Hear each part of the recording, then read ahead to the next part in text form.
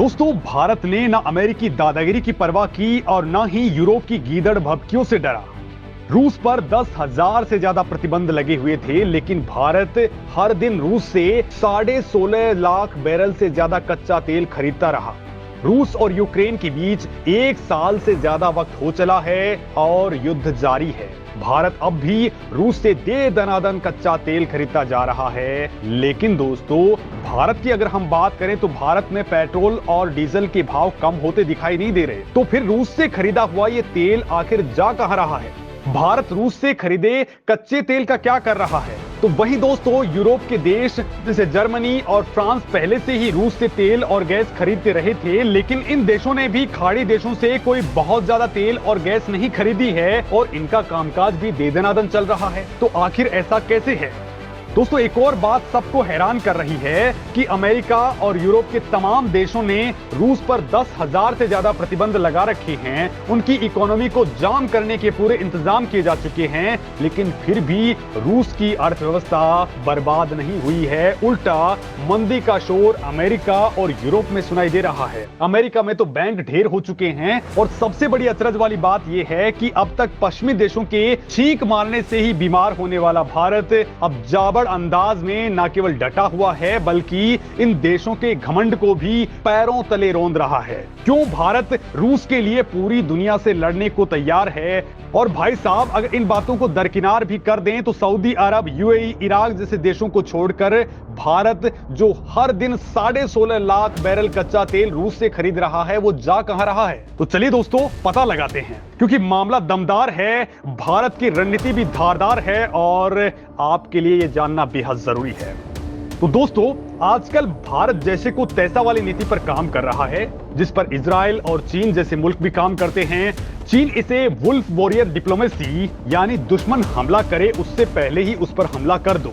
दोस्तों, यही रणनीति मोदी के आने के बाद से भारत अपनाता जा रहा है और अब भारत तुरंत दान महाकल्याण में यकीन करता है। हिसाब किताब ऑन द स्पॉट। बड़ी बात तो यह है कि भारत की विदेश नीति इस वक्त सबसे तगड़े दौर में है और इस वक्त यूरोप के देशों को जंग लग चुकी है, लेकिन ये लोग हैं बड़े शातिर। लेकिन दोस्तों, भारत इनकी कमजोर नस से रूबरू हो चुका है और भारत अमेरिका की कमजोरी भी जानता है, क्योंकि अमेरिका की दूखती रग है चीन, जो उसकी गद्दी छीनने पर आमादा है। लिहाजा दोस्तों, उसे भी भारत का सपोर्ट ही चाहिए। लेकिन दोस्तों, इस वक्त भारत का कई दशकों से दोस्त रहा रूस भी यूक्रेन वॉर के कारण कमजोर पड़ चुका है, जिसकी भारत को चीन को काउंटर करने के लिए जरूरत हमेशा से पड़ती रही है। हाल ही में देखा भी है आपने कि रूस ने व्लादिवोस्टोक में भारत को सैटेलाइट सिटी बनाने के लिए जमीन देने की बात कही है। और दोस्तों, रूस भी ये हवा में नहीं कर रहा है, बल्कि भारत ने अंदर खाने एक तीर से कई शिकार किए हैं, जो एक एक करके मैं आपको बताता हूं। दोस्तों, पहले अगर रूस की बात करें तो पीएम मोदी ने सबसे पहला काम किया है रूस के तेल वाले ऑफर को लपकने का, जिससे एक तरफ भारत को बहुत सस्ता तेल मिल रहा है और दूसरी ओर इससे सऊदी अरब समेत खाड़ी देशों की तेल वाले दादागिरी धराशायी हो गई है। दोस्तों, रूस से भारत का कच्चे तेल का आयात इसी साल मार्च में 16.4 लाख बैरल प्रतिदिन तक पहुंच चुका है, जो अपने आप में एक बहुत बड़ा रिकॉर्ड है। भारत के आयात में रूस की हिस्सेदारी अब 34% को पार कर गई है। भारत लगातार रूस से बड़ी मात्रा में क्रूड ऑयल का इंपोर्ट कर रहा है। इससे पहले इराक और सऊदी अरब भारत के सबसे बड़े सप्लायर रहे हैं, लेकिन पिछले साल से भारत ने रूस की तरफ रुख किया और इसी वजह से सऊदी अरब और इराक की हालत खस्ता है, क्योंकि इनके इंपोर्ट में 16 से 17% की गिरावट आ चुकी है। तो वहीं दोस्तों, रूस लगातार अपने तेल की कीमतों पर छूट देता जा रहा है और इसी वजह से भारत के रिफाइनर्स भरपूर मात्रा में तेल का इंपोर्ट कर रहे हैं। दोस्तों, आपको जानकर के हैरानी होगी कि पिछले साल यानी कि फरवरी 2022 में जब रूस यूक्रेन युद्ध शुरू हुआ था, तब भारत रूस से अपनी जरूरत के तेल का 1% भी नहीं खरीदता था, लेकिन अब ये 35% को क्रॉस कर चुका है और ये आंकड़ा दिनों दिन बढ़ता ही जा रहा है। वैसे दोस्तों, खेल अभी रुका नहीं है, ये तो बस एक ट्रेलर था, असली फिल्म मैं आपको दिखाता हूँ। दोस्तों, यूक्रेन पर हमले के बाद अमेरिका समेत तमाम यूरोपीय देशों ने रूस के तेल पर प्राइस कैप लगा दिया। तभी रूस ने अचानक भारत को सस्ते तेल का तगड़ा ऑफर दे डाला, जिसका भारत ने जमकर फायदा भी उठाया। और दोस्तों, इसी की आड़ में भारत ने रूस की अर्थव्यवस्था को भी डूबने से बचा लिया और इसके लिए पुतिन मोदी को लगातार धन्यवाद दे रहे हैं। और दोस्तों, अपने दिल के दरवाजे खोलकर भारत को सपोर्ट देने को भी तैयार है, क्योंकि पिछले एक साल में पश्चिमी देशों ने उन पर 10,000 से ज्यादा बैन लगा दिए। इसमें तेल, हथियार के व्यापार समेत कई प्रतिबंध शामिल हैं। इसके अलावा दोस्तों, कई देशों में मौजूद रूस की संपत्ति को भी फ्रीज कर दिया गया। लेकिन भारत जैसे दोस्त की ओर से रूस से तेल और हथियारों की खरीद के कारण वो अब चट्टान की तरह जमा हुआ है। इसकी बानगी रूस के राष्ट्रपति के बयानों में कई बार देखने को मिल चुकी है। और दोस्तों, इसी वजह से वो पिछले एक साल से यूक्रेन से जंग में उलझा हुआ है और लगातार डटा हुआ है। दोस्तों, ये कहानी का एक पहलू है। जरा दूसरे पहलू की भी बात करते हैं। दूसरी ओर हैं अमेरिका और नेटो देश, जिसमें यूरोपीय देशों को तेल और गैस इसी रूस से पहुंचा करती थी, वो भी बहुत ही कम कीमत पर। लेकिन दोस्तों, दुनिया को दिखाने के लिए इन्होंने उस गैस और तेल पर बैन लगा दिया।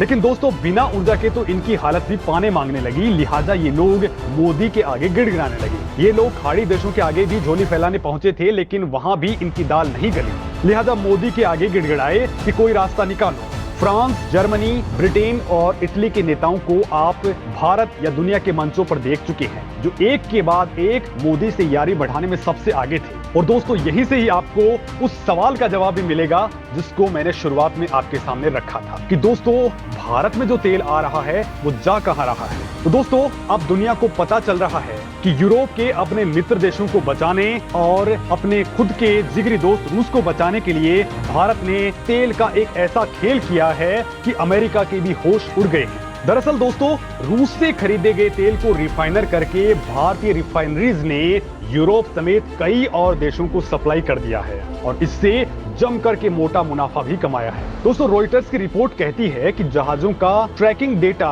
ये बता रहा है कि भारत में कई तेल रिफाइनर्स ने रूस से बड़ी मात्रा में कच्चा तेल खरीदकर इसे यूरोप के देशों को निर्यात किया है। इसमें सबसे अधिक मात्रा में डीजल और जेट फ्यूल का निर्यात किया गया है। मतलब दोस्तों, रूस पर लगे प्रतिबंधों के कारण कई पश्चिमी देश सीधे तौर पर तो रूस से तेल नहीं खरीद पाते थे, लेकिन ऐसे में भारत से रूसी तेल खरीदने का रास्ता अपनाने लगे। दोस्तों, कहा तो ये भी जा रहा है कि भारतीय तेल रिफाइनरीज ने पूरे के पूरे यूरोप के बड़े मार्केट पर अपना कब्जा कर लिया है। दोस्तों, भारत की बड़ी तेल कंपनी इंडियन ऑयल ने रूस की सबसे बड़ी तेल कंपनी रोसनेफ्ट के साथ एक टर्म डील साइन की है।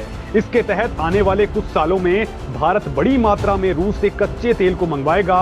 और अच्छी बात यह है कि पश्चिमी देशों ने भी अमेरिका की दादागिरी को धुआं करते हुए भारत से तेल आयात बंद नहीं किया है, वो लगातार जारी है। मतलब भारत के लिए आम के आम और गुठलियों के भी दाम हो चुके हैं। दोस्तों, भारत एक तो अपनी जरूरत का तेल बहुत सस्ती कीमत पर खरीद रहा है और जो तेल खरीद रहा है वो महंगे दामों पर पश्चिमी देशों को भी बेच रहा है, जो कभी अपने आप को दुनिया का सबसे ज्ञानवान माना करते थे। वैसे दोस्तों, पीएम मोदी और पुतिन के इस फॉर्मूले पर आप क्या कुछ कहेंगे, कमेंट लिख करके जरूर बताएं।